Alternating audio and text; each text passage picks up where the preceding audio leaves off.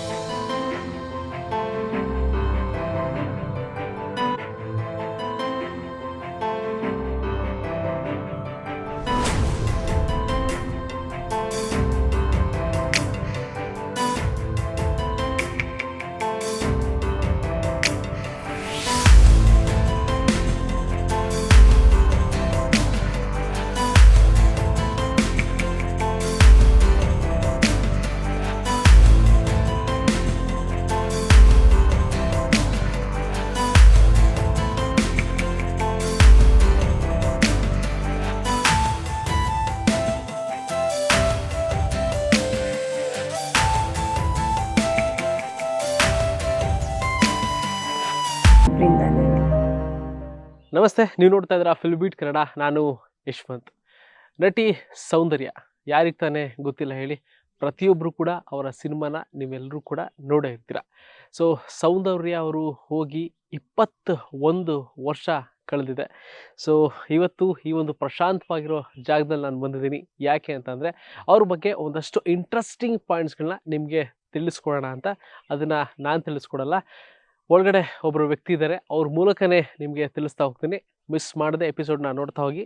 ಒಳಗಡೆ ಹೋಗೋಣ.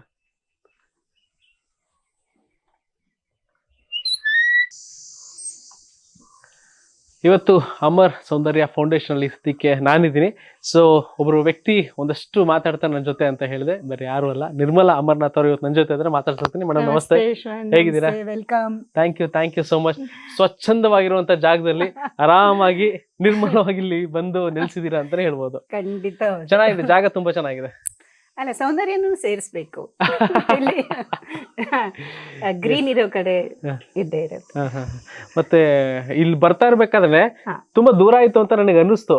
ಬಟ್ ಈ ಒಂದು ಪ್ರಕೃತಿ ನೋಡ್ತಾ ಇರ್ಬೇಕಾದ್ರೆ, ನೇಚರ್ ನೋಡ್ಬೇಕಾದ್ರೆ, ಎಷ್ಟು ಯಾವುದೇ ಪೊಲ್ಯೂಷನ್ ಇಲ್ಲದೆ, ಯಾವುದೇ ತರ ವೆಹಿಕಲ್ ಗಳ ಸೌಂಡ್ ಇಲ್ಲದೆ, ಎಷ್ಟು ಸ್ವಚ್ಛಂದವಾಗಿ ಇದೀರಾ, ಜೀವಿಸ್ತಾ ಇದ್ದೀರಾ ಅಂತ ಅನಿಸ್ತಾ ಇದೆ. ಖಂಡಿತವಾಗ್ಲೂ ಹೌದು.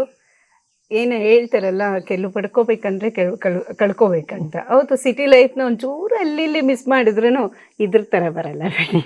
ಇಲ್ಲಿ ಪ್ರಶಾಂತವಾಗಿದ್ದೀವಿ, ನೆಮ್ಮದಿಯಾಗಿದ್ದೀವಿ, ಮಕ್ಕಳ ಜೊತೆ ಆರಾಮಾಗಿದ್ದೀವಿ. ಕುತ್ಕೊಂಡು ಮಾತಾಡೋಣ. ಪ್ಲೀಸ್ ಇರು. ನವಿಲೆಲ್ಲ ಕೂಗ್ತಾ ಇದೆ. ಹೌದು, ಚೆನ್ನಾಗಿದೆ ಜಾಗ. So blessed. ಬೆಳಗಾಗಿದ್ರೆ ನಾವು ಇಷ್ಟು ನವಿಲಿರುತ್ತೆ ಅಂದ್ರೆ ಸುತ್ತಮುತ್ತ ಎಲ್ಲ ನವಿಲಿರುತ್ತೆ. ನಾ ಎದ್ದಾಗ ಫಸ್ಟ್ ನೋಡೋದೇ ನವಿಲೆ. ನಮ್ಮ ವಿಂಡೋಸ್ ಅಲ್ಲಿ, ಆ ಕಡೆ ನಮ್ಮ ರೂಮಲ್ಲಿಂದಲೆಲ್ಲ ವಿಂಡೋಸ್ ಅಲ್ಲಿ. ಅಯ್ಯೋ, ಆ ರೀತಿಯಲ್ಲಿ sunset, sunrise, very lucky. But ನಾನು ಅದೇ ಫಸ್ಟ್ ಕ್ವಶನ್ ಸ್ವಲ್ಪ ನಿಮ್ಗೆ ಎಮೋಷನ್ ಆಗ್ಬಹುದೇನೋ ನನಗೆ ಗೊತ್ತಿಲ್ಲ. ಸೌಂದರ್ಯ ಮೇಡಮ್, ಸೊ ಪ್ರತಿಯೊಬ್ಬರು ಕೂಡ ಸೌಂದರ್ಯ ಮೇಡಮ್ ಯಾರು ಅಂತ ಗೊತ್ತು. ಸೊ ಅವ್ರ ಸಿನಿಮಾಗಳು ಎಂತೆಂಥ ಸಿನಿಮಾಗಳು ಕೊಟ್ಟಿದ್ದಾರೆ, ಎಲ್ಲಾ ಲ್ಯಾಂಗ್ವೇಜ್ ಅಲ್ಲಿ ಆಕ್ಟ್ ಮಾಡಿದ್ದಾರೆ. ಸೊ 21 ಇಯರ್ಸ್, 21 ವರ್ಷ ಆಯ್ತು. 21 ದಿನಗಳು ಹೆಂಗ್ ಹೋಗುತ್ತೆ ಅನ್ನೋದು ಗೊತ್ತಾಗಲ್ಲ, ವರ್ಷ ಹೆಂಗ್ ಕಳೀತೆ ಅನ್ನೋದು ಗೊತ್ತಾಗಲ್ಲ. ಸೊ ಪ್ರತಿ ವರ್ಷ ಆದ್ಮೇಲೆ ಓಕೆ ಇಷ್ಟು ವರ್ಷ ಆಯ್ತು ಅಂತ ಅನ್ಸುತ್ತೆ. 21 ವರ್ಷನ ನನ್ಗೂ ಎಷ್ಟು ಆಶ್ಚರ್ಯ, ಅಷ್ಟು ವರ್ಷಗಳಾಗೋಗಿದ್ಯಾ ಅಂತ. ಆದ್ರೆ ನನ್ಗೊಂದ್ ಮಾತು ನೆನಪಾಗತ್ತೆ ಯಶ್ವಂತ್. ಹಿರಿಯರು ಹೇಳಿರೋದು, ಇವನ್ ಎರಡನೇ ಅವ್ರೂ ಹೇಳಿರೋದು ಕೇಳಿದ್ದೀನಿ ನಾನು. ಅವ್ರೂ 2 ಥರ ಬದುಕ್ತೀವಿ ಅಂತ. ಸತ್ತಂತೆ ಬದುಕೋದು, ಸತ್ತ ಮೇಲೆ ಬದುಕೋದು ಅಂತ. ಕೆಲವರು ಸತ್ತಂಗೆ ಬದುಕ್ತಿರ್ತೀವಿ ಅಷ್ಟೇ, ಆದರೆ ಕೆಲವರು ಸತ್ತ ಮೇಲೂ ಬದುಕ್ತಾರೆ ಅಂತ.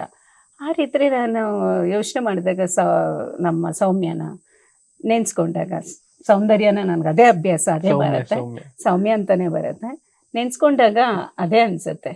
ಯಾಕೆಂದ್ರೆ ಇವತ್ತಿಗೂ 21 ವರ್ಷ ಆದ್ಮೇಲೆನು ಹಂಗೆ ಫ್ಯಾನ್ಸ್ ಫೋನ್ ಮಾಡ್ತಾರೆ. ಅವ್ರ ಫ್ಯಾನ್ಸ್ ಫೋನ್ ಮಾಡಿ ಹೇಳೋದು ಎಷ್ಟು ಚೆನ್ನಾಗಿ ಹೇಳ್ತಾರೆ ಗೊತ್ತಾ, ನಿಮ್ಮ ಹತ್ರ ಮಾತಾಡಿದ್ರೆ, ಅವ್ರ ಹತ್ರ ಮಾತಾಡಿದಂಥ ಒಂದು ಸಮಾಧಾನ ನಮಗೆ ಸಿಗುತ್ತೆ ಮೇಡಮ್ ಅಂತ ಹೇಳಿ ಮಾತಾಡಿಸ್ತಾರೆ, ಕಾಲ್ ಮಾಡ್ತಾರೆ, ಹೆಂಗಿದ್ದೀರಾ ಅಂತ ಕೇಳ್ತಾರೆ. ಅದಕ್ಕನ ನೇಮ್ ಮಾಡೋದು ಕಷ್ಟ ಅಂತ ಅನ್ಸುತ್ತೆ. ಸೊ ನನ್ಗೆ ಯಾವಾಗಲೂ ಅದಕ್ಕೇನೆ ಯಾವತ್ತೂ ಯಾವ ಮೂಮೆಂಟೂ ಅಮರ್ ಆಗಲಿ ಸೌಮ್ಯ ಆಗಲಿ ಇಲ್ಲ ಅನ್ನೋಂಥ ಪ್ರಶ್ನೆನೇ ಇಲ್ಲ. ಅಮರ್ ಮತ್ತೆ ಸೌಮ್ಯ ಅವ್ರ ಜೊತೆನೆ ನಾವೆಲ್ಲ ಇದ್ದೀವಿ. ಅವ್ರು ಯಾವಾಗ್ಲೂ ಅಮರನೇ. ಫೌಂಡೇಶನ್ ತುಂಬಾ ಚೆನ್ನಾಗಿದೆ. ಒಂದೊಳ್ಳೆ ಜಾಗ ಇದೆ, ಇಲ್ಲಿ ಕೂರೋದಲ್ದೆ ಇನ್ನೊಂದಷ್ಟು ಬೇರೆ ಕಡೆ ಹೋಗಿ ಮಾತಾಡ್ಸೋಣ ಅನ್ನೋದು ಇದೆ. ಸೊ ಒಳಗಡೆ ಬೇರೆ ಕಡೆ ಹೋಗೋಣ. ಖಂಡಿತ ಬನ್ನಿ. ಸೌಂದರ್ಯ ಮೇಡಮ್ ಅವರು ಯಾವತ್ತೂ ಅಮರ ಅಂತಾನೆ ಹೇಳ್ತಾ ಇದ್ವಿ. ಈಗ ನೀವು ಅವ್ರ ಅತ್ತಿಗೆ ನಾದ್ನಿಯ ಒಂದಷ್ಟು ಬಾಂಡಿಂಗ್ ಎಲ್ಲ ಇರುತ್ತೆ, ನಾವು ನೋಡಿರ್ತೀವಿ ಹೆಂಗೆಲ್ಲ ಇರ್ತೀರಾ. ಆವಾಗ್ಲೂ ಒಂದು ಫ್ರೆಂಡ್ಶಿಪ್, ಒಂದು ಬಾಂಡಿಂಗ್ ಎಲ್ಲ ಇದ್ದೇ ಇರುತ್ತೆ. ಆ ಬಾಂಡಿಂಗ್ ಹೆಂಗಿತ್ತು, ಯಾವಾಗಿಂದ ಶುರು ಆಯ್ತು?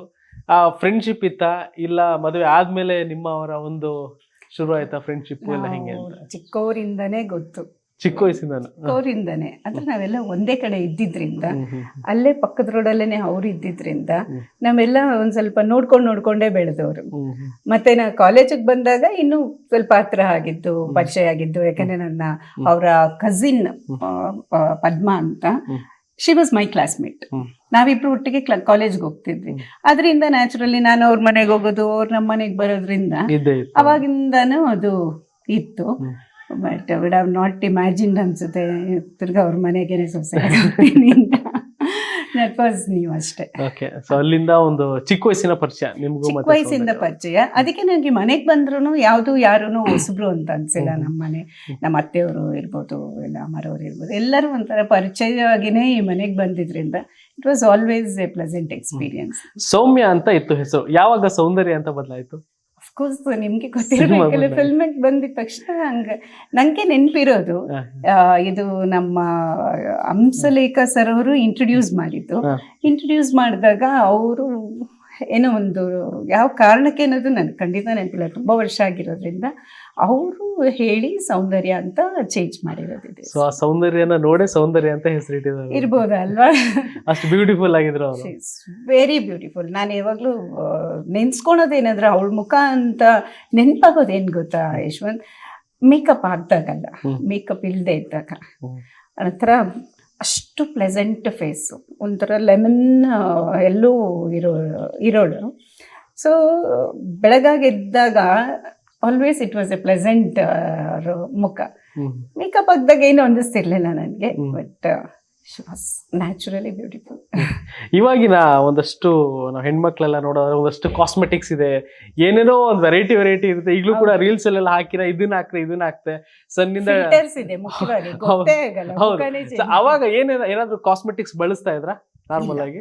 ವೆರಿ ನಾಮಿನಲ್ ಅನ್ಸುತ್ತೆ ಅದು. ಯಾವಾಗ ಬರೀ ಫಿಲ್ಮ್ಗೆ ಇಲ್ಲ ಈವೆಂಟ್ಸ್ಗೆ ಹೋಗೋವಾಗ she was forced to do all that ಅಷ್ಟೇ. ಅದ್ ಬಿಟ್ರೆ ವೆರಿ ನ್ಯಾಚುರಲ್, ಹಾಗೆ ಎಲ್ಲ ಕಡೆ ಹಾಗೆ ಹೋಗ್ತಿದ್ದಿದ್ದು, ತುಂಬಾ ಸಿಂಪಲ್. ನಾನೇ ಅದಕ್ಕೆ ಹೇಳಿದ್ದು ಶಿ ವಾಸ್ ನ್ಯಾಚುರಲಿ ಬ್ಯೂಟಿಫುಲ್ ಅಲ್ಲ, ಎಂಥದ್ದು ಯೂಸ್ ಮಾಡ್ತಿರ್ಲಿಲ್ಲ. ಮ್ಯಾಕ್ಸಿಮಮ್ ಅಂದ್ರೆ ಏನೋ ಲಿಪ್ ಗ್ಲಾಸ್ ಹಾಕೋದು, ನಾಟ್ ಈವನ್ ಲಿಪ್ಸ್ಟಿಕ್, ಒಂದು ಲಿಪ್ ಗ್ಲಾಸ್ ಹಾಕಿದ್ರೆ ಹೆಚ್ಚು. ಕಣ್ಕಪ್ಪನು ನಂಗೆ ನೆನಪಿಲ್ಲ ಏನೋ ಅಂತ ಒಂದು ಈವೆಂಟ್ಸ್ ಮಾತ್ರನೇ ಅವಳು ಡ್ರೆಸ್ ಮಾಡ್ಕೊತಾ ಇದ್ದಿದ್ದು. ಬಟ್ ಅವಳಿಗೆ ಡ್ರೆಸ್ಗಳಂದ್ರೆ ತುಂಬಾ ಇಷ್ಟ. ಫುಲ್ ವಾರ್ಡ್ರೋಬ್ ಡ್ರೆಸ್ ಇರೋದು, ಆದ್ರೂ ಸಮಾಧಾನ ಆಗ್ತಾ ಇರ್ಲಿಲ್ಲ. ಬಟ್ಟೆ ಇಲ್ಲ, ಇಲ್ಲ ಹೋಗ್ಬೇಕು ಅಂದ್ರೆ ಅಣ್ಣ ಬಟ್ಟೆ ಇಲ್ಲ ಅಂತಾನೆ ಶುರು ಮಾಡ್ತಿದ್ದಿದ್ದು. ತುಂಬಾ ಪ್ಯಾಂಪರ್ಡ್ ಚೈಲ್ಡ್ ಆ ರೀತಿ ಹೇಳ್ಬೇಕಂದ್ರೆ. ಬಟ್ಟೆ ಇಲ್ಲನ್ನ ಅಂತ ಶುರು ಮಾಡೋಳು. ತೆಗ್ಬಿಟ್ಟು ನೋಡಿದ್ರೆ ಎಷ್ಟಿರೋದು. ಬಟ್ ಅವತ್ತೆಲ್ಲ ಹೋಗ್ಬೇಕಂದ್ರೆ ಹೋಗಿ ತಗೊಂಡ್ಬಿಟ್ರೆ ಒಂದು ಖುಷಿ ಇತ್ತು. ಜಾಸ್ತಿ ಸ್ಯಾರಿ ವೇರ್ ಮಾಡ್ತಿದ್ದೆ ಇಲ್ಲ ವೆಸ್ಟರ್ನ್? ಚೂಡಿದಾರ್ ಜಾಸ್ತಿ, ವೆಸ್ಟರ್ನ್ ಹಾಕ್ತಾ ಇದ್ಲು. ಸಾರಿ ಬರೀ ಈವೆಂಟ್ಸು. ಈವನ್ ಇನ್ ಫಿಲಿಮ್ಸ್ ಅಲ್ಲಿ ನೀವು ನೋಡಿರ್ಬೋದು, ಮೋಸ್ಟ್ ಆಫ್ ದ ಫಿಲಿಮ್ಸ್, ಅದರಲ್ಲೂ ತೆಲುಗು ಫಿಲಿಮ್ಸ್ ಅಲ್ಲಂತೂ she was famous for that. Savitri ಆದ್ಮೇಲೆ ಸೌಂದರ್ಯ ಅಂತ. ಹೌದೌದು, ಅಷ್ಟೇ ಅಲ್ಲ, ನಂಗೆ ನೆನಪಿದೆ ಈ ಪವಿತ್ರ ಬಂಧಮು ಆ ಫಿಲಿಮ್ ಎಲ್ಲ ಬಂದಾಗ ಸೀರೆನೇ ಫೇಮಸ್, ಸೌಂದರ್ಯ ಸ್ಯಾರೀಸ್ ಅಂತ ಬರೋದು. Even I was always part of that. Luckily ಈ ಸೀರೆಗಳೆಲ್ಲ ತಗೊಬರೋರು ಕಾಸ್ಟ್ಯೂಮರು, ಅದ್ರಲ್ಲಿ ನಾವು ಚೂಸ್ ಮಾಡ್ತಾ ಇದ್ವಿ ಕೂತ್ಕೊಂಡು, ಈ ಕಲರ್ ಕಾಂಬಿನೇಷನ್ ಇರುತ್ತೆ, ಇದಿರುತ್ತೆ, how to make it unique ಅಂತ ಹೇಳಿ ಮಾಡ್ತಾ ಇದ್ವಿ. That was nice experience. I miss them a lot. Every moment ಆ ರೀತಿಯಲ್ಲಿ ತುಂಬಾ ಮಿಸ್ ಮಾಡ್ಕೊಂತೇನೆ. ಸೌಂದರ್ಯ ಮೇಡಮ್ ಕನ್ನಡದಲ್ಲಿ ಮಾತ್ರ ಅಲ್ಲದೆ ಬೇರೆ ಲ್ಯಾಂಗ್ವೇಜ್ ಅಲ್ಲೂ ಕೂಡ ಸಿಕ್ಕಾಪಟ್ಟೆ ಫೇಮಸ್. ಅದ್ರಲ್ಲೂ ಕೂಡ ರಜನಿಕಾಂತ್ ಅವರು ಎಂತೆಂತ ದೊಡ್ಡ ಫೇಮಸ್ ಆಕ್ಟರ್ಗಳ ಜೊತೆ ಮಾಡಿದ್ದಾರೆ ಅಂತಂದ್ರೆ ಸೂಪರ್. ಸೊ ನೀವು ಚಿಕ್ಕ ವಯಸ್ಸಿನಿಂದ ನೋಡುವಂತ ಹುಡುಗಿ ಒಂದು ಸ್ಟಾರ್ ಆಗಿ, ಈಗ ನಾವೆಲ್ಲರೂ ಕೂಡ ತುಂಬಾ ಇಷ್ಟಪಡುವಂತ ನಟರ ಜೊತೆ ಆಕ್ಟ್ ಮಾಡಿದಾಗ ನಿಮಗೆ ಏನೇನೆಲ್ಲ ಅನ್ನಿಸ್ತಿತ್ತು? ನಂಗೆ ಆ ಥರ ನೆನಪಿರೋದು ಅಂದರೆ, ನಾನು ರವಿಚಂದ್ರನ್ಗೆ ದೊಡ್ಡ ಫ್ಯಾನ್. ಓಕೆ, ನನ್ನ ಮದುವೆ ಟೈಮಲ್ಲಿ ಎಕ್ಸಾಕ್ಟ್ ಆಗಿ ಸಿಪಾಯಿ ಶೂಟ್ ನಡೀತಾ ಇತ್ತು, ಶೂಟ್ ನಡೀತಿದೆ. ಓಕೆ, ಶೂಟಿಂಗ್ ಆಗ್ತಾ ಇತ್ತು ಆ ಟೈಮಲ್ಲಿ. ಅದ್ರ ಮದುವೆ ಎಲ್ಲ ಫಿಕ್ಸ್ ಆಗಿ ಇನ್ನೊಂದು ತಿಂಗಳಿದೆ ಅನ್ನೋವಾಗೆಲ್ಲ ನನಗೆ ಎಷ್ಟು ಎಕ್ಸೈಟ್ಮೆಂಟ್ ಅಂದರೆ ರವಿಚಂದ್ರನ್ ಜೊತೆ ಮಾಡ್ತಿರೋದು ಒಂದು ಖುಷಿ. ಇದು ಸೌಮ್ಯ ಅಂತ ಬಂದಾಗ ನಮ್ಮ ಹುಡುಗಿ ಏನು ಅನಿಸಲ್ಲ ಅದಕ್ಕೆ ಈಗ. ಬಟ್ ಇವು ರವಿಚಂದ್ರನ್ ಜೊತೆ, ರಜನಿಕಾಂತ್ ಜೊತೆ ಅನ್ನೋದು ಒಂದು ಎಕ್ಸೈಟ್ಮೆಂಟ್ ಇರೋದು. ನಂಗೆ ನೆನಪಿದೆ, ಒಂದ್ಸಲ ನಾನು ಮದುವೆಗೆ ಮುಂಚೆ ನಮ್ಮ ಫ್ಯಾಮ್ಲಿ ಎಲ್ಲ ನನ್ನ ಫ್ಯಾಮ್ಲಿ ಜೊತೆ ಒಗ್ನಿಕಲ್ ಫಾಲ್ಸ್ಗೆ ಹೋಗಿದ್ದಾಗ ಅಲ್ಲಿ ಶೂಟಿಂಗ್ ನಡೀತು. ನಿಮಗೆ ಗೊತ್ತಿರ್ಬೋದು, ಸಿಪಾಯಿದು ಚಿರಂಜೀವಿ ಅವ್ರು ಬರೋದಿದೆಯಲ್ಲ, ಆ ಶಾರ್ಟ್ಸು, ಆ ಫೈಟಿಂಗ್ದು ಎಲ್ಲ ಅಲ್ಲೇ ನಡೆದಿದ್ದು. ಆಗ ಅಲ್ಲೆಲ್ಲ ಸೆಟ್ ಆಗ್ತಾ ಇದ್ರು. ನಾವು ಹೋಗಿದ್ದಾಗ ಅಂದರೆ ನನಗೂ ಗೊತ್ತಿಲ್ಲ. ಹೋದಾಗ ಅಲ್ಲಿ ಮಾತಾಡ್ತಿದ್ರು, ಸೌಂದರ್ಯ ಬರ್ತಾರಂತೆ, ರವಿಚಂದ್ರನ್ ಬರ್ತಾರಂತೆ. Like I was I'll be part of this ಅಲ್ವಾ, ನಾನು ನೋಡ್ಬೋದು ಅನ್ನೋಂಥ ಖುಷಿ ಇರೋದು ಅದು. ಮತ್ತು ನೋಡಿದೆ ಲೈಕ್ ಆಲ್ಮೋಸ್ಟ್ ನಾನು ಎಲ್ಲರ ಜೊತೆನೂ ಇಂಟ್ರಾಕ್ಟ್ ಮಾಡಿದ್ದೀನಿ. ಆಮೇಲೆ ಸಿಪಾಯಿ ಸಿನಿಮಾದಲ್ಲಿ ಏನು ಗೆಸ್ಟ್ ಅಪಿಯರೆನ್ಸ್ ಆಗಿ ಬರ್ತಾರೆ ಸ್ಟಾರ್ ಹೀರೋ ಚಿರಂಜೀವಿ ಅವರು. ಸೊ ಅವರು ಬರುವಾಗ ಸೌಂದರ್ಯ ಮೇಡಮ್ ಅವರ ಪಾತ್ರ ಕೂಡ ಇತ್ತು, ಅವರು ಸ್ಯಾಂಡಲ್ವುಡ್ಗೆ ಎಂಟ್ರಿ ಕೊಡಕ್ಕೆ ಅನ್ನೋ ಒಂದು ಮಾತುಗಳೆಲ್ಲ ಇದಾವೆ. ಇಲ್ಲ, ಆಕ್ಚುಲಿ ಅವಾಗ ಆಲ್ರೆಡಿ ಚಿರಂಜೀವಿ ಜೊತೆ ಒಂದು ಫಿಲ್ಮ್ ಆಗ್ತಿತ್ತು. ಅಂದ್ರೆ ಕನ್ನಡಕ್ಕೆ, ಈಗ ಚಿರಂಜೀವಿ ಅವರು ಕನ್ನಡಕ್ಕೆ ಬಂದು ಮಾಡಿರೋ ಸಿನಿಮಾ ಅಲ್ವಾ. ಸೊ ಕನ್ನಡಕ್ಕೆ ಬರಕ್ಕೆ ರವಿಚಂದ್ರನ್ ಅವ್ರ ಪಾತ್ರ ಎಷ್ಟಿದೆ, ಸೊ ಸೌಂದರ್ಯ ಅವರ ಪಾತ್ರ ಕೂಡ ಅಷ್ಟೇ ಇದೆ ಅವರಲ್ಲಿಂದ ಬರಕ್ಕೆ. ರೀಸನ್ ಎಷ್ಟೋ ಜನ ಸೌಂದರ್ಯ ಅವರು ಇರೋದಕ್ಕೆ ಬಂದಿದ್ದಾರೆ ಅನ್ನೋದೇನೋ ಒಂದಷ್ಟು ಮಾತುಗಳಿತ್ತು ಅವಾಗ. One of the reasons definite ಆಗಿರುತ್ತೆ ಅನಿಸುತ್ತೆ. ಬಿಕಾಸ್ ಆ ರಿಲೇಷನ್ಶಿಪ್ ಇದೆಯಲ್ಲ ಅಲ್ಲಿಂದು ಏನು ಆಂಧ್ರಲ್ಲಿ ತೆಲುಗು ಇಂಡಸ್ಟ್ರಿ ಜೊತೆ, it is very beautiful. Of course ಇಲ್ಲೂ ಅಷ್ಟೇ, ಎಲ್ಲರ ಜೊತೆನೂ ಇವಾಗ ನೀವು ಆ ರೀತಿ ನೋಡಿದಾಗ ಯಾವುದು ಗಾಸಿಪ್ಸೂ ಇರಲ್ಲ, ಅನ್ನೆಸೆಸರಿ ಗಾಸಿಪ್ಸು. ಯಾವುದೋ ಒಂದು ಇವ್ರಿಗವ್ರಿಗೆ ಆಗಲ್ಲಂತೆ, ಇವ್ರಿದು ಹೇಳಿದ್ರು ಅವ್ರ ನೆವರ್ ಎವರ್ ಡಿಡ್. ನೀವು ಯಾರ ಹತ್ರ ಆದರೂ ನೀವು ಮಾತಾಡಿ ಸೌಂದರ್ಯ ಅವ್ರ ಬಗ್ಗೆ ಮಾತಾಡಿದಾಗ ಯಾವುದು ನೆಗೆಟಿವ್ ವಿಷಯ ಇರೋದಿಲ್ಲ. ಯಾಕೆಂದರೆ ಹೋಗ್ತಿದ್ದಿದ್ದು ಶೂಟಿಂಗ್ ಹೋಗು ಮನೆಗೆ ಬಾ. ಆ ಶೂಟಿಂಗ್ ಟೈಮಲ್ಲಿ ಏನಿರ್ತಿತ್ತು, ಯಾವತ್ತೂ ಯಾವುದೂ ಅನ್ನೆಸೆಸರಿ ಗಾಸಿಪ್ಸು, ಅನ್ನೆಸೆಸರಿ ಕಾಮೆಂಟ್ಸು. ಅಷ್ಟು ದೊಡ್ಡ ಸ್ಟಾರ್ ಆದ್ರೇನು ಶಿ ವಾಸ್ ಲೈಕ್ ಈ ಕಾಮನ್ ಪರ್ಸನ್ ಥರನೇ ನಡ್ಕೊತಾನೂ ಇದ್ದಿತ್ತು. ಯಾವತ್ತೂ ಆ ಥರದ್ದೆಲ್ಲ ಮೈಂಡಿಗೆ ಹಾಕ್ಕೊಂಡಿಲ್ಲ ಅವಳು. ಸ್ಟಾರ್ ಹಾಕೊಂಡಿದ್ದಿದ್ರೆ ಮೇ ಬಿ ಅವಳಲ್ಲಿ ಇದ್ದಂಥ ಒಂದು ಖುಷಿ, ಒಂದು ಇದೆಲ್ಲ ಹೋಗ್ಬಿಡ್ತಿತ್ತು ಅಂತ ಅನ್ಸುತ್ತೆ, ನ್ಯಾಚುರಲ್ ಆಗಿರೋವಂಥದ್ದು. ಬಟ್ ಅವಳು ಯಾವತ್ತೂ ಅಂಥದ್ದು ಮಾಡಿಲ್ಲ. Always she was very friendly, very helpful. ಅಲ್ಲಿ ಸೆಟ್ಟಲ್ಲಿನೂ ಯಾರು ಇರ್ತಾರೋ ಅವ್ರನ್ನೆಲ್ಲ ನೋಡ್ಕೊಳೋ ಅಂಥದ್ದು ಮಾಡ್ತಿದ್ದಿದ್ರಿಂದ. ಮತ್ತು ಇಲ್ಲಿ ಶೂಟಿಂಗ್ ಆದರೆ ನಮ್ಮ ಅತ್ತೆಯವರು ಎಷ್ಟು ಲೈಕ್ ಅಡುಗೆ ಎಲ್ಲ ಮಾಡಿ ಕಳಿಸೋರು. ನಾವು ತೊಗೊಂಡು ಹೋಗಿ ಎಲ್ಲರ ಅಂದರೆ ಯಾರು ಹೀರೋ ಇದ್ದಾರೆ, ಸ್ಟಾರ್ಸ್ ಯಾರಿದ್ದಾರೆ, ಯಾರ್ಯಾರ ಜೊತೆ ಇದ್ರೇನೋ ಅವ್ರಿಗೆಲ್ಲರಿಗೂ ಅಡುಗೆ ಮಾಡ್ಕೊಂಡು ತೊಗೊಂಡೋಗಿ ಒಟ್ಟಿಗೆ ಊಟ ಮಾಡಿ ಬರ್ತಿದ್ದಿದ್ದು. ಸೊ ಅದು ಒಂಥರ ಒಂದು ಫ್ಯಾಮಿಲಿ ಥರ ಒಂದು ಎನ್ವೈರ್ನ್ಮೆಂಟ್ ಇರೋದು. ಎಲ್ಲಿ ಸೌಂದರ್ಯ ಇದ್ದಾಳೆ ಅಲ್ಲಿ ಶೂಟಿಂಗ್ ನಡೀತಿದೆ ಅಂದರೆ it was like A family environment. ಅದಕ್ಕೇನೆ ಅಮ್ಮ ಇವತ್ತಿಗೂ ಎಲ್ಲರಿಗೂ ಆ ಪ್ರೀತಿ ವಿಶ್ವಾಸ ಇರೋದು ಅದಕ್ಕೇನೆ ಅಂತ ಅನ್ಸುತ್ತೆ. ಈಗ ಹಿಟ್ ಕಾಂಬೋ ಅಂತ ಇರುತ್ತೆ.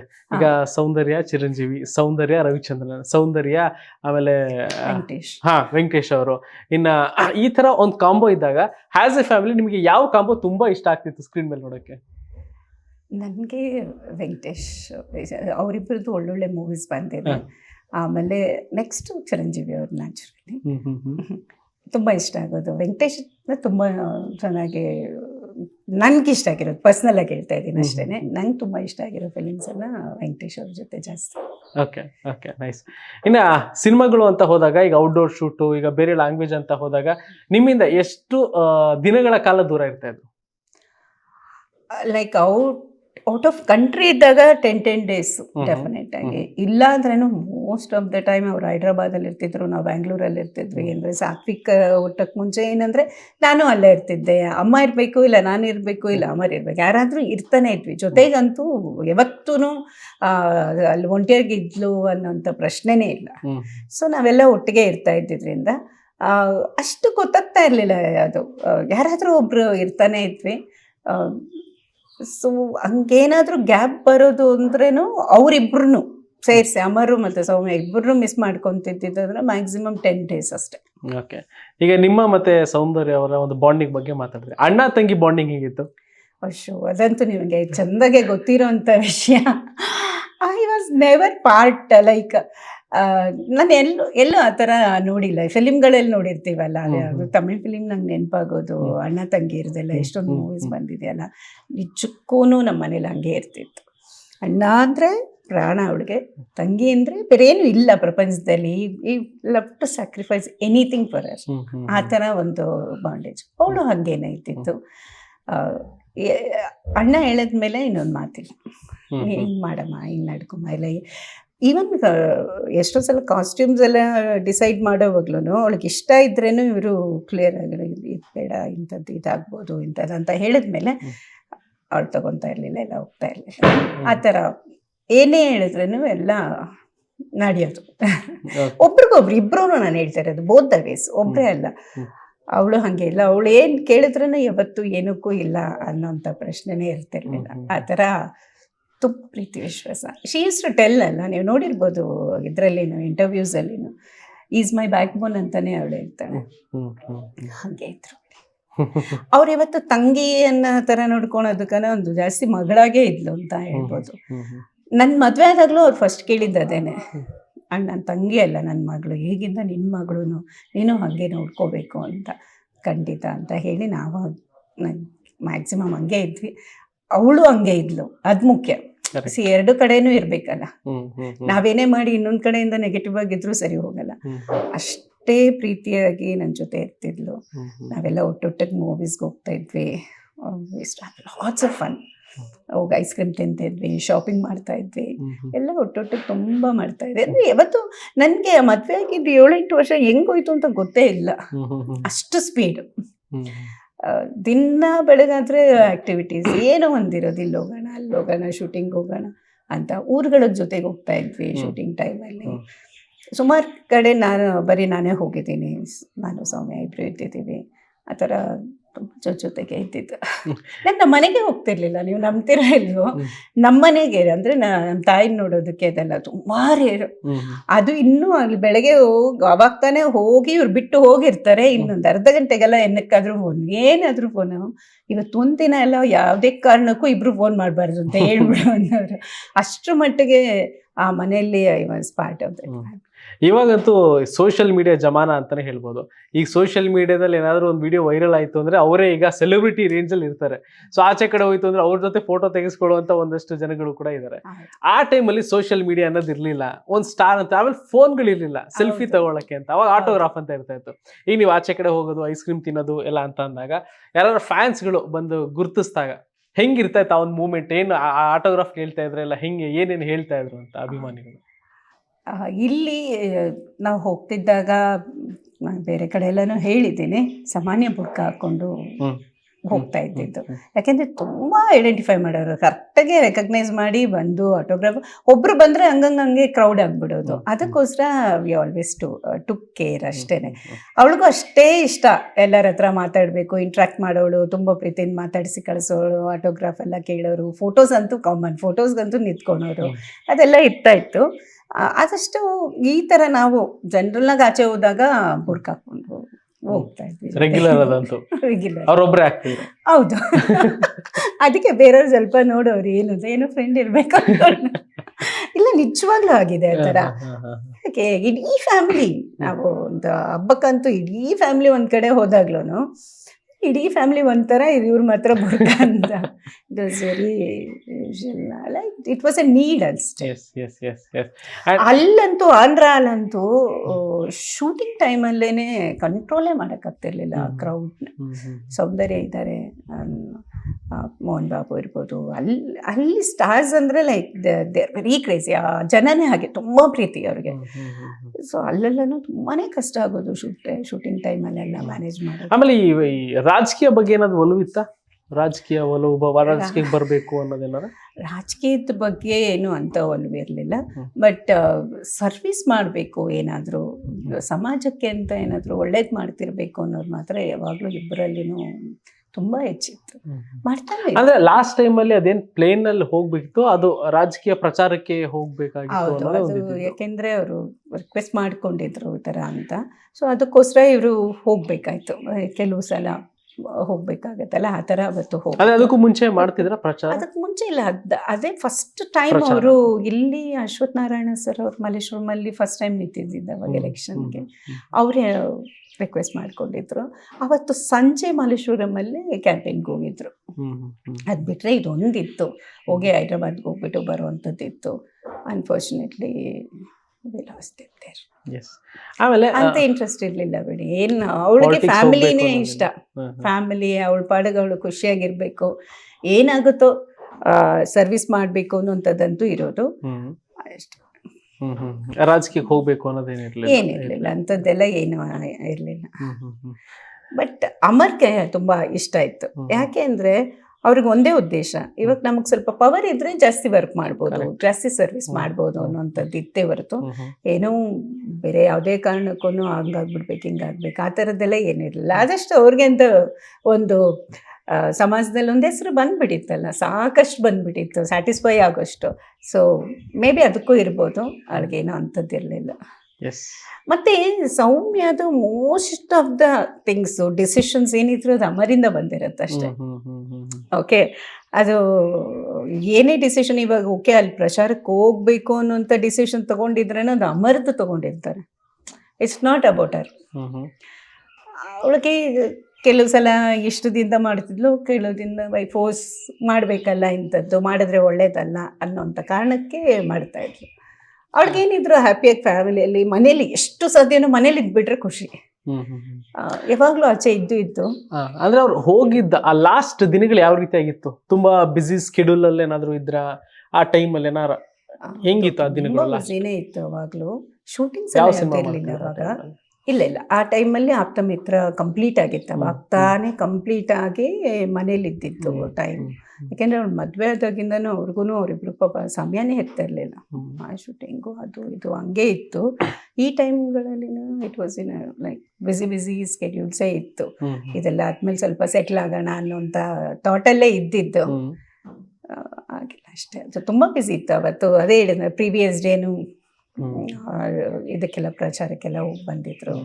ತಿರ್ಗಾ ಬೆಳಗ್ಗೆ ಎದ್ದು ಎಲ್ಲ ಬಂದು ಪ್ಯಾಕ್ ಮಾಡ್ಕೋ ತಿರ್ಗಾ ಹೋಗೋದು ಮತ್ತೆ ಇನ್ನೂ ಯಾವುದೋ ಒಂದು ಶೂಟಿಂಗು ನಡೀತೈತೆ. ಹೈದ್ರಾಬಾದಲ್ಲೂ ಏನೋ ಈವೆಂಟ್ಸ್ ಇತ್ತು. ಸ್ವಲ್ಪ ಬಿಸಿನೇ ಇತ್ತು. ಆಮೇಲೆ ಎಲ್ಲೋ ಒಂದ್ ಕಡೆ ಕೇಳಿದೆ, ಆ ಪ್ಲೇನ್ ಹೋಗೋಕ್ಕಿಂತ ಮುಂಚೆ ಮತ್ತೆ ವಾಪಸ್ ಬಂದು ಕುಂಕುಮ ಇಟ್ಕೊಂಡು ಹೋಗಿದ್ದೇನೋ ಒಂದು ಸಂದರ್ಭ ಇತ್ತು. ಹೌದು, ಅದೇನೆ ನನಗೆ ಅದೊಂದು ಮಾತ್ರ ತುಂಬ ನೋವು ಕೊಡುವಂಥದ್ದು.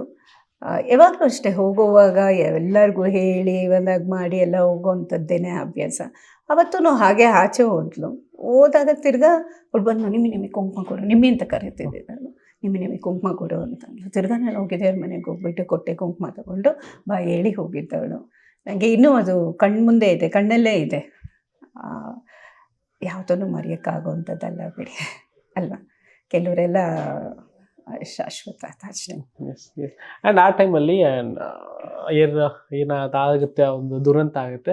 ನೀವು ಹೇಳ್ತಾ ಇದ್ರಿ ಸೌಂದರ್ಯ ಅನ್ನೋ ಆ ಒಂದು ಮುಖ ನೋಡೋಕ್ಕೆ ಒಂದು ಖುಷಿ ಆಗುತ್ತೆ, ಅಷ್ಟು ಚೆನ್ನಾಗಿ ಅಷ್ಟು ಬ್ಯೂಟಿಫುಲ್ ಆಗಿದ್ರು ಅಂತ. ಎಷ್ಟೋ ಜನ ತುಂಬ ಇಷ್ಟಪಡೋರು ಹತ್ತಿರದಿಂದ. ಆಫ್ಟರ್ ದಟ್ ಆ ಇನ್ಸಿಡೆಂಟ್ ಆ ಕೊನೆ ಒಂದು ಮುಖ ನೋಡಬೇಕು ಅಂತ ಇರಲ್ಲ, ಆ ಮುಖನೂ ನೋಡೋಕೆ ಎಷ್ಟೋ ಜನ ಇಷ್ಟಪಡಲಿಲ್ಲ. ಬಿಕಾಸ್ ನಾವು ಸೌಂದರ್ಯ ಅಂದ್ರೆ ಸೌಂದರ್ಯ ಹಂಗೆ ನೋಡಿದ್ದೀವಿ. ಇರಲಿಲ್ಲ ಅಲ್ಲಿ. ಸರಿ, ನನಗೆ ಹೋಗಿರೋ ಮುಖ ಅಷ್ಟೇ ಗೊತ್ತಿರೋದು. ನಾನೇ ಹತ್ರದಲ್ಲೇ ಹೋಗಿ ಆಗಿದ ತಕ್ಷಣ, ಇನ್ನು ಎಲ್ಲರೂ ಬರೋಕ್ಕೆ ಮುಂಚೆ ಐ ವಾಸ್ ದೇರು. ಅಲ್ಲಿಂದ ಹತ್ರನೇ ನಾವಿದ್ದಿದ್ದು ಇದರಲ್ಲಿ ಎಲ್ಲಿ ಡಾಲರ್ಸ್ ಕಾಲೋನಿಯಿಂದ ಹೆಬ್ಬಾಳ ಇದ್ರ ಹೋಗೋಕೆ ಯಲಹಂಕ ಹತ್ರನೇ. ಏರ್ಪೋರ್ಟ್ ಅಲ್ವಲ್ಲ, ಇಲ್ಲೇ ಇದ್ದಿದ್ದು ಅಗ್ರಿಕಲ್ಚರ್ ಇದ್ರದ್ದು. ಒಂದು 15 minutes ಡ್ರೈವ್ ಅಷ್ಟೇ. ಅಂತ ಗೊತ್ತಾಗಿದ ತಕ್ಷಣ ಇಮಿಡಿಯೇಟಾಗಿ ಹೋಗಿದ್ದು. ಏನೂ ಇರಲಿಲ್ಲ ಅಲ್ಲಿ ನೋಡೋದಕ್ಕೆ. ಒಂದು ರೀತಿಯಲ್ಲಿ ಒಳ್ಳೇದು ಅಂತ ಅನ್ಸುತ್ತೆ. ನಾವು ತಿರ್ಗಾ ನೋಡಿರೋದೆಲ್ಲ ಒಳ್ಳೆ ಬ್ಯೂಟಿಫುಲ್ ಫೇಸಸ್ ಅಷ್ಟೇ. ಅಂದರೆ ಜೊತೆಲಿ ನಿಮ್ಮವರು ಕೂಡ, ಸೊ ಎಲ್ಲೇ ಇದ್ರು ಕೂಡ ಜೊತೆಲೇ ಇರ್ತಾ ಇದ್ರು. ಹೋಗಿ ಟೈಮಲ್ಲೂ ಕೂಡ ಜೊತೆಲೇ ಹೋದ್ರು. ಅದೆಷ್ಟು ಬೇಜಾರಾಗುತ್ತೆ ನಿಮ್ಗೆ? ಒಂದು ನೋವು ನನ್ನ ವಿಷಯ ಅಂತಂದಾಗ ಖಂಡಿತವಾಗ್ಲೂ ನನ್ನ ಜೀವನದಲ್ಲಿ ಕಳ್ಕೊಳ್ಳೇಬಾರ್ದಾಗಿರೋಂಥ ವ್ಯಕ್ತಿ ನಾನು ಕಳ್ಕೊಂಡಿದ್ದೆ. ಇನ್ನೊಂದು ರೀತಿ ಒಂದು ನಿಮಿಷ ನಾನು ಯೋಚನೆ ಮಾಡಿದಾಗ ಅವ್ರಿಗೆ ಎಷ್ಟು ಪ್ರೀತಿ ಇತ್ತು ಅವ್ರ ಬಗ್ಗೆ, ಅಕಸ್ಮಾತ್ ಅವರಿದ್ದು ಅವ್ರಿಗೇನಾದರೂ ಆಗಿದ್ದಿದ್ರೆ ನನಗೆ ನಿಜವಾಗ್ಲೂ ಡೌಟ್ ಆಗುತ್ತೆ, ಇರ್ತಿದ್ರ ಅವರು ಅಂತ. ಅಷ್ಟು ಪ್ರೀತಿ ಅವರಿಬ್ಬರಲ್ಲಿ. ಆ ರೀತಿ ನೆನೆಸ್ಕೊಂಡಾಗ ಆ ನೋವು ತಿರ್ಗಾ ನಾನೇ ತಾನೇ ನೋಡ್ತಾ ಇದ್ದೆ, ಅದು ಅನಿಸುತ್ತೆ. ಜೊತೆಗೆ ನೋಡ್ಬೇಕಾಗಿದ್ದು ನೋವು ಅದು. ಹಾಂ, ಅದು ತುಂಬ ನೋವಾಗಂಥ ವಿಷಯ. ತುಂಬ ಪ್ರೀತಿ ಅವರಿಬ್ಬರಲ್ಲಿ, ಇರ್ತಿರ್ಲಿಲ್ಲ ಬಿಡಿ ಅವರು. ನನಗೆ ಯಾವ ಕಾರಣಕ್ಕೂ ನನಗೆ ಅನ್ಸೋದೇ ಇಲ್ಲ ಅವ್ರು ಇರ್ತಿದ್ರು ಅವ್ರಿಗೇನಾದರೂ ಆಗಿದ್ರೆ ಅಂತ. ಆಮೇಲೆ ಆ ಟೈಮಲ್ಲಿ ಸಿಕ್ಕಾಪಟ್ಟೆ ಬಂದಿದ್ದು ಏನು ಅಂತ ಅಂದರೆ, ಸಿನಿಮಾ ಮಾಡಿದ್ರು ಆಪ್ತಮಿತ್ರ, ನಾಗವಲ್ಲಿ ಕಾಟ, ಅದು ಇದು ಅಂತ ಸಿಕ್ಕಾಪಟ್ಟೆ ಬರೆದ್ರು. ಬಿಕಾಸ್ ಆಫ್ ಅದು ಒಂದು ಇನ್ಸಿಡೆಂಟ್ ಅಂತ ಅಂದರೆ, ಆಪ್ತಮಿತ್ರ ಆದಮೇಲೆ ವಿಷ್ಣು ಸರ್ಗೂ ಅದೇ ಕಾಡಿದ್ದು. ಬಟ್ ನಾ ಫಸ್ಟ್ ಇನಿಷಿಯಲ್ ಡೇಸಲ್ಲಿ ತಗೊಳ್ಳೋದಾದ್ರೆ ಆ ಟೈಮಲ್ಲಿ ಹೆಂಗೆ ನಂಬ್ತಿದ್ರೆ ಏನಾದರೂ ದೆವ್ವ ಭೂತ ಅನ್ನೋದೇನಾದ್ರು ಮೇಡಮ್? ಖಂಡಿತ ಇಲ್ಲ, ನಾವು ಯಾರೂ ನಂಬ್ತಾ ಇರಲಿಲ್ಲ, ಅವಳು ನಂಬ್ತಾ ಇರಲಿಲ್ಲ ಇಂಥದ್ದೆಲ್ಲ. ಮತ್ತೆ ಇವತ್ತಿಗೂ ಹೇಳ್ತೀನಿ ಅಂಥದ್ದೆಲ್ಲ ಏನೂ ಆಗಿಲ್ಲ. ಇದೆಲ್ಲ ಒಂದು ಕೋ ಇನ್ಸಿಡೆನ್ಸ್ ಎಲ್ಲ. ಶೂಟ್ ಮಾಡ್ಬೇಕಾದ್ರೆ ಏನಾದ್ರು ಸಣ್ಣ ಪುಟ್ಟ ಇನ್ಸಿಡೆಂಟ್ ಆಗಿದೆ ಏನಾದ್ರು ಶೇರ್ ಮಾಡಿದ್ರೆ ನಿಮ್ಮ ಹತ್ರ? ಖಂಡಿತ ಏನೂ ಆಗಿಲ್ಲ, ಏನೂ ಆಗಿಲ್ಲ. ಖಂಡಿತ ನನಗೆ ನೆನಪಿದೆ ಚೆನ್ನಾಗಿ, ಏನೂ ಆಗಿಲ್ಲ. ನಾನು ಸುಮಾರು ಸಲ ಶೂಟಿಂಗ್ ಹೋಗಿ, ಯಾಕಂದ್ರೆ ಇಲ್ಲೇ ಪ್ಯಾಲೇಸಲ್ಲೇ ಆಗ್ತಾ ಇತ್ತು ಶೂಟಿಂಗು, ಮೈಸೂರಲ್ಲಿ ಪ್ಯಾಲೇಸಲ್ಲಿ. ಈವನ್ ರಾರಾ ಸಾಂಗ್ಗೆಲ್ಲ ನಾನು ಅಲ್ಲೇ ಇದ್ದೆ. ಯಾವತ್ತೂ ಏನೂ ಇನ್ಸಿಡೆಂಟ್ ಆಗಿಲ್ಲ ಆ ಥರದ್ದೆಲ್ಲ, ಕೆಟ್ಟದೆಲ್ಲ. ಅಂದರೆ ಅಂತ ಥಾಟ್ ಎಲ್ಲ ಬಂದಿದ್ದು ಆಮೇಲೆ, ಇದೆಲ್ಲ ಆದಮೇಲೆ ಜನಕ್ಕೆ ಬಂದಿದ್ದು, ಅದೆಲ್ಲ ಆದಮೇಲೆ ಬಂದಿತ್ತು. ಹಂಗೆ ನೋಡಿದ್ರೆ ಇದೇ ಫಿಲ್ಮ್ನ ಶೋಭನಾ ಅವರು ಮಾಡಿದ್ದಾರೆ, ಅವರಿದ್ದಾರೆ ಅಲ್ವಾ. ಫಸ್ಟ್ ಮಾಡಿದ್ದು ಶೋಭನಾ ಅವರು ಆ ಫಿಲ್ಮ್. ಸೊ ಅದೆಲ್ಲ ನಮ್ಮ ನಂಬಿಕೆ ಇಲ್ಲ, ಅದೆಲ್ಲ ಸುಳ್ಳು. ಮತ್ತು ನನಗೆ ತುಂಬ ನೋವು ಆಗೋದು. ಸುಮಾರು ಚಾನೆಲ್ಸ್ ಎಲ್ಲ ಇಂಥ ಗಾಸಿಪ್ಸ್ ಎಲ್ಲ ಸ್ಪ್ರೆಡ್ ಮಾಡೋರು, ಆ ಫ್ಲೈಓವರ್ ಮೇಲೆ ಅದಾಗ್ತಿದೆ, ಇದಾಗ್ತಿದೆ, ಸೌಂದರ್ಯ ಆತ್ಮ ಇದೆ, ಓ ಮೈ ಗಾಡ್, ಹೊಟ್ಟೆಲ್ಲ ಕಲ್ಕೋದು ಅಂಥದ್ದೆಲ್ಲ ನೋಡಿದ್ರೆ ಹೆಂಗೆ ಮಾತಾಡ್ತಿದ್ದಾರೆ, ಹೆಂಗೆ ಮನ್ಸು ಬರ್ತಿದೆ ಹಿಂಗೆಲ್ಲ ಮಾತಾಡೋದಕ್ಕೆ ಅಂತ. ಅದೆಲ್ಲ. ಬಟ್ ಆಫ್ಟರ್ ದಟ್ ನಿಮಗೆ ಆ ಸಿನಿಮಾ ನೋಡಿದ್ಮೇಲೆ ಅವರ ನಟನೆ ಆಗಿರ್ಬೋದು, ಅವರ ಮಾಡಿರೋ ಪಾತ್ರ, ಅದನ್ನ ನೋಡಿದ್ಮೇಲೆ ಆಮೇಲೆ ಬರ್ತಿದ್ದಂಥ ಒಂದಷ್ಟು ಕಮೆಂಟ್ಗಳೆಲ್ಲ ಕೇಳಿದಾಗ ನಿಮ್ಮ ಮನಸ್ಸಲ್ಲಿ ಓಡ್ತಿದ್ದೇನು? ಫಸ್ಟ್ ಆ ಪಾತ್ರ ನೋಡಿದಾಗ ನಿಮ್ಗೆ ಅನ್ಸಿದ್ದೇನು? ಆ ಪಾತ್ರ ನಾನು 2 ಥರ ನೋಡಿದ್ದೀನಿ. ಒಂದು, ಎದುರುಗಡೆ ಅವಳು ಪರ್ಫಾರ್ಮ್ ಮಾಡೋವಾಗ ನೋಡಿರೋದು, ಶೂಟಿಂಗ್ ಟೈಮಲ್ಲಿ ನೋಡಿರೋಂಥದ್ದು. ಅದೇ ನಾನು ಏನಕ್ಕೆ ಅದನ್ನು ಸ್ಪೆಸಿಫಿಕ್ ಆಗಿ ಹೇಳ್ತಿದ್ದೀನಿ ಅಂದರೆ, ಆ ಸಾಂಗು ಅವಳು ಎಷ್ಟು ಕಷ್ಟಪಟ್ಲು ಅಂತ. She was not A dancer, ಅದರಲ್ಲೂ ಕ್ಲಾಸಿಕಲ್ ಡಾನ್ಸ್ ಅದು ಅಲ್ವಾ. ಆದರೆ ಅವಳಲ್ಲಿ ಎಷ್ಟು ಇನ್ವಾಲ್ವ್ಮೆಂಟ್ ಇರೋದು ಅಂದರೆ, ಅವಳದನ್ನೆಲ್ಲ ಪ್ರತಿಯೊಂದು ಚಂದ ಪ್ರಾಕ್ಟೀಸ್ ಮಾಡೋಳು. ಪ್ರಾಕ್ಟೀಸ್ ಮಾಡಿ ಆ ಮೂಮೆಂಟ್ಸ್ ಇತ್ತಲ್ಲ, ನನಗೆ ನೆನಪಿದೆ. ಅವಳು ಕಾಲೆಲ್ಲ ತರ್ಚ್ಕೊಂಡಿರೋದು, ಅಷ್ಟು ನೋವು ಬರೋದು ಪಾಪ. ಅಷ್ಟು ಎಫರ್ಟ್ ಹಾಕಿ ಅವಳು ಮಾಡಿದ್ದು ಅದು. ಮತ್ತು ಅದು ಆದಮೇಲೆ ಅದ್ರ ರಿಸಲ್ಟ್ ನೋಡಿದ್ವಲ್ಲ, ಇವತ್ತಿಗೂ ಎಲ್ಲರೂ ನೆನೆಸ್ಕೊಂತಾರೆ ಅಲ್ವಾ. ಅದು ಸಂತೋಷ ಕೊಡುತ್ತೆ. ಬಟ್ ಈ ಥರ ಕಾಮೆಂಟ್ಸ್ ಎಲ್ಲ ಕೇಳಿದಾಗ ಮನ್ಸಿಗೆ ತುಂಬ ನೋವಾಗುತ್ತೆ. ತುಂಬ ನನಗೆ, ನಿಮಗೆ ಗೊತ್ತಿಲ್ಲ, ನಾನು ಕೆಲವು ಚಾನೆಲ್ ಅವ್ರು ಕಾಲ್ ಮಾಡಿನೂ ಮಾತಾಡಿದ್ದೀನಿ, ಯಾಕೆ ಈ ಥರ ಎಲ್ಲ ಮಾಡ್ತೀರ, ನಾವು ಅವ್ರದ್ದಂತ ಒಂದು ಫ್ಯಾಮಿಲಿನೂ ಇದೆ ಇಲ್ಲಿ, ನಾವು ನೋಡ್ತಾ ಇರ್ತೀವಿ, ನಮ್ಗೆ ಎಷ್ಟು ನೋವಾಗುತ್ತೆ ಅಂತ ಸ್ವಲ್ಪ ಯೋಚನೆ ಮಾಡಿ ಅಂತ. ಐ ಆಮ್ ಶ್ಯೂರ್ ಅವ್ರಿಗೇನು ಬೇಕು ಮಾಡ್ತಿರ್ತಾರೆ, but it is not correct ಆ ಥರ ಎಲ್ಲ. ಆ ಟೈಮಲ್ಲಿ ವಿಷ್ಣು ಸರ್ ಎಷ್ಟು ಜೊತೆಲಿ ನಿಂತಿದ್ರು? ವಿಷ್ಣು ಸರ್ ಆ ಟೈಮಲ್ಲಿ ಜೊತೆ ನಿಂತಿದ್ರು, ಖಂಡಿತ ಎಲ್ಲ ಬಂದಿದ್ರು. ಆ ಥರದ್ದೆಲ್ಲ ಆದಾಗ ಕಮೆಂಟ್ ಎಲ್ಲ ಪಾಸ್ ಆದಾಗ ಅವರು ಫೋನ್ ಮಾಡಿ ಏನಾದರೂ ಹೇಳಿದ್ದಿದೆಯಾ? ಇಲ್ಲ, ಆ ಥರದ್ದೆಲ್ಲ ನನ್ನ ಜೊತೆಗೆ ಯಾವುದು ಆ ಥರ ಇಂಟ್ರಾಕ್ಷನ್ ಆಗಿಲ್ಲ. ಐ ಥಿಂಕ್ ಎಲ್ಲರೂ ಪಾಸಿಟಿವ್ ಆಗಿ ತಗೊಂಡ್ರು ಅಂತ ಅನ್ಸುತ್ತೆ. ಅಂದರೆ ಪಾಸಿಟಿವ್ ಆಗಿ ತಗೊಂಡ್ರು ಅಂತ ಸೆನ್ಸ್, ಇಗ್ನೋರ್ ಮಾಡಿದ್ದಾರೆ ಇದೆಲ್ಲ ಸುಮ್ಮನೆ ಗಾಸಿಪ್ಸು. ಏನು ಮಾತಾಡಿ ಏನು ಪ್ರಯೋಜನ? ಈಗಿನ ಥರ ಸೋಷಿಯಲ್ ಮೀಡಿಯಾ ಏನಾದರೂ ಆ್ಯಕ್ಟಿವ್ ಇದ್ದಿದ್ರೆ, ಓ ಮೈ ಗಾಡ್, ಅವಾಗ ವಿಷಯನೇ ಬೇರೆ ಆಗಿರೋದು. ಒಂದೊಂದು ರೀತಿ ಯೋಚನೆ ಮಾಡಿದಾಗ ಒಂದೊಂದು ಸಲ ಅನ್ಸುತ್ತೆ ಸೋಷಿಯಲ್ ಮೀಡಿಯಾ ಇಸ್ ಒಂದೊಂದು ಕರ್ಸ್ ಅನ್ಸುತ್ತೆ ಒಂದೊಂದು. ಸೊ ಇಲ್ಲಿ ಇದಾಯ್ತು ಅಂದ್ರೆ, ಈ ವಿಷಯಕ್ಕೆ ಮತ್ತೆ ರೆಕ್ಕೆ ಪುಕ್ಕ ಬಂದಿದ್ ಯಾವಾಗ ಅಂತ ಅಂದ್ರೆ, ವಿಷ್ಣು ಸರ್ ಹೋದಾಗ. ಇನ್ನೊಂದು ಫಿಲ್ಮೂ ಬಂತು ವಿಷ್ಣು ಸರ್ ಹೋದಾಗ, ಆಪ್ತರಕ್ಷಕ. ಆಪ್ತರಕ್ಷಕ ಸಿನಿಮಾ ಅಂತ ಬಂದಾಗ ಅದು ರಿಲೀಸ್ಗಿಂತ ಮುಂಚೆ ವಿಷ್ಣು ಸರ್ ಹೋದ್ರು. ಸೊ ಅವಾಗ ತಿರ್ಗಾ ಅದು ಎಲ್ಲ ಶುರು ಆಯ್ತು. ಬಟ್ ಅದ್ರಲ್ಲಿ ನಂಗೇನು ನಂಬಿಕೆ ಇಲ್ಲ. ಅಲ್ಲ, ಅವಾಗ್ಲೂ ಒಂದಷ್ಟು ಕಮೆಂಟ್ ಬಂದಾಗ್ಲೂ ನಿಮಗೇನು ಅಷ್ಟು ಏನಾದ್ರು ಫೋನ್ ಮಾಡೋರು ಈ ತರ ಏನಾದ್ರು ಮತ್ತೆ ಇದೆಯಾ, ಅದ್ರ ಕಾಟಾನೇ ಏನಾದ್ರು ಕಾರಣ ಆಗಿರ್ಬೋದು? ಇಲ್ಲ, ಅವ್ರು ಯಾವತ್ತೂ ಆ ಥರದ್ದೆಲ್ಲ ಫೋನ್ ಮಾಡಿ ಮಾತಾಡಿಲ್ಲ. ಇದಾದ್ಮೇಲೆ ನಾವ್ ಯಾವತ್ತೂ ಏನೂ ಮಾಡಿಲ್ಲ ಆ ಥರದ್ದು. ಬಟ್ ಆ ಥರದ್ದೆಲ್ಲ ವಿಷಯ ನಾನು ಯಾರ ಜೊತೆನೂ ಮಾತಾಡಿಲ್ಲ. ಯಾರೂ ಇಂಡಸ್ಟ್ರಿಯಿಂದ ಆ ಥರ ಕಾಲ್ ಮಾಡಿ ಆಗ್ಲಿ ಕೇಳಿದ್ದಾಗ್ಲಿ ಯಾರೂ ಮಾಡಿಲ್ಲ ಆ ಥರದ್ದು. Yes sir. ಸೊ ಅದಾದ್ಮೇಲೆ ಅವ್ರು ಹೋದ ಎಷ್ಟು ದಿನಗಳ ಕಾಲ ನೀವು ಕಣ್ಣೀರು ಹಾಕಿದಿರ ಒಬ್ರೆ? ಡೈಜೆಸ್ಟೇ ಮಾಡ್ಕೊಳಕ್ ಆಗ್ತಿಲ್ಲ ನನಗೆ. ಕಣ್ಣೀರು ಹಾಕೋದು ಇವತ್ತಿಗೂ ಇದೆ. ಓಕೆ, ಯಾಕಿದೆ ಅಂದರೆ ಬರೀ ಫಿಸಿಕಲ್ ಆಗಿಲ್ಲ ಅಂತ, ಫಿಸಿಕಲ್ ಆಗಿ ನಮ್ಮ ಜೊತೆ ಇರಬೇಕಿತ್ತು. ಆ ಮೂಮೆಂಟ್ಸು ನಾವೇನಿದ್ವಿ ಅದನ್ನೆಲ್ಲ ತುಂಬ ಮಿಸ್ ಮಾಡ್ಕೊತೇನೆ. ಆ ನೋವು ನನ್ನ ಪ್ರಾಣ ಇರೋವರೆಗಂತೂ ಹೋಗಲ್ಲ, ಆ ನೋವು ಇದ್ದೇ ಇರುತ್ತೆ. ಬಟ್ ನಾನು ನಿಮಗೆ ಹೇಳ್ದಂಗೆ ಅವ್ರನ್ನ ನಾನು ಇಲ್ಲ ಅನ್ನೋಂಥ ಮನಸ್ಥಿತಿಗೆ ಹೋಗಲ್ಲ. ನನಗೆ ಇವತ್ತು ಅನ್ಸೋದೇ ಇಲ್ಲ ಅವರಿಲ್ಲ ಅಂತ.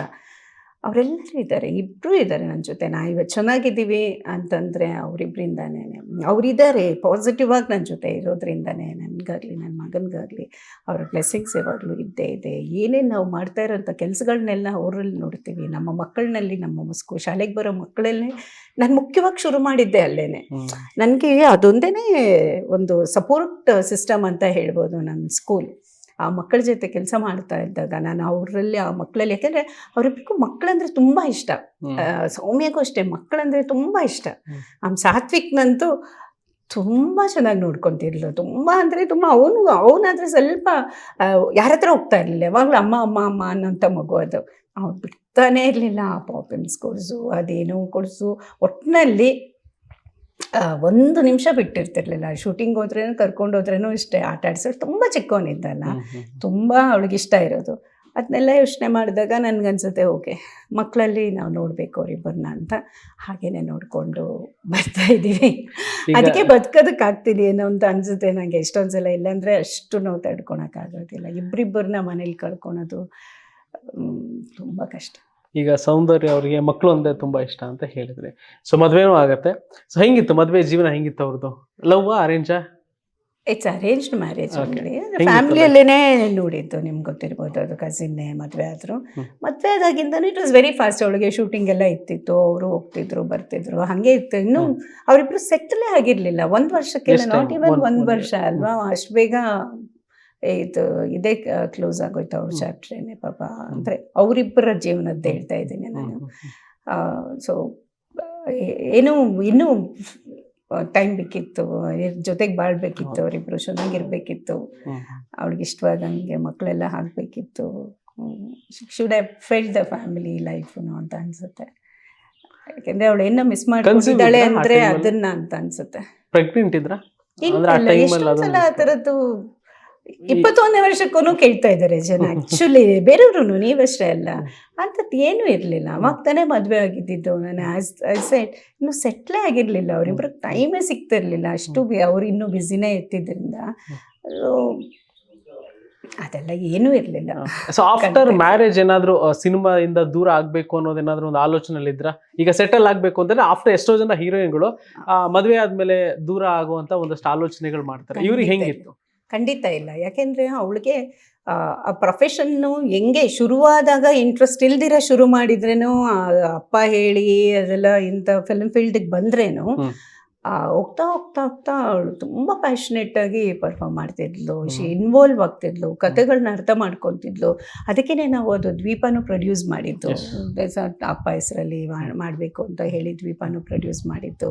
ಆ ಥರ ಫಿಲಿಮ್ ಅನ್ನೋದು ಒಂಥರ ಪಾರ್ಟ್ ಆಫ್ ದ ಲೈಫ್ ಆಗೋಗಿತ್ತು. ಮೇ ಬಿ ಸ್ವಲ್ಪ ಕಡಿಮೆ ಮಾಡಿರ್ಬೋದು ಅಷ್ಟೇ.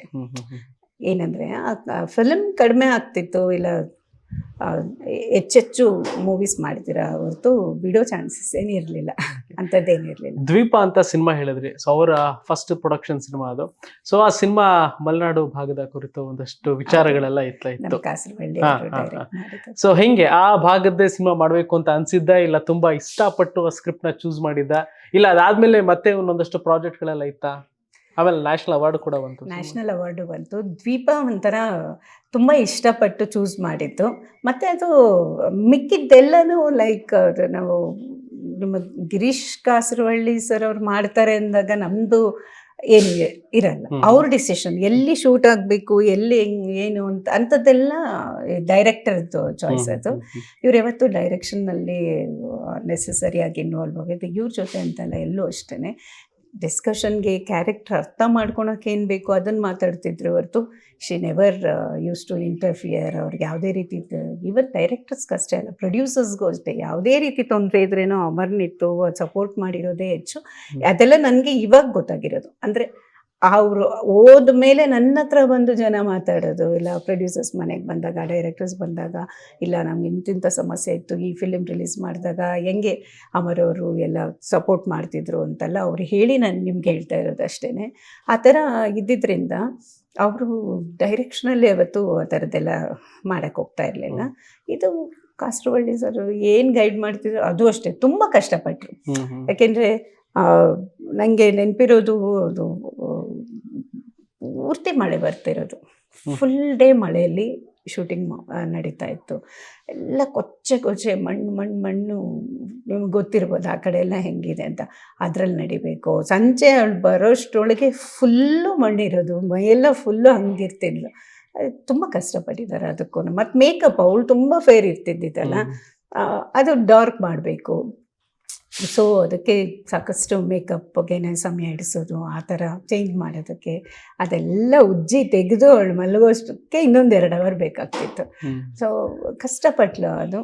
ಅದಕ್ಕೆ ಸರಿಗೆ ಜನನೂ ಅಕ್ಸೆಪ್ಟ್ ಮಾಡಿಕೊಂಡ್ರು. ಒಂದು ಒಳ್ಳೆಯ ಅವಾರ್ಡು ಬಂತು. ಅದು ತುಂಬ ಸಂತೋಷ ಆಗುವಂಥ ವಿಷಯ. ಈವನ್ ಇನ್ನು ಮುಂದಕ್ಕೂ ಖಂಡಿತ ಮಾಡ್ತಾಯಿದ್ರು. ಡೆಫಿನೆಟ್ ಪ್ರೊಡ್ಯೂಸ್ ಮಾಡೋ ಐಡಿಯಾ ಮುಂದೆ ಅವ್ಳಿಗೆ ಡೈರೆಕ್ಷನ್ ಮಾಡಬೇಕು ಅನ್ನೋಂಥದ್ದಿತ್ತು. ಖಂಡಿತ ಮಾಡ್ತಾಯಿದ್ರು.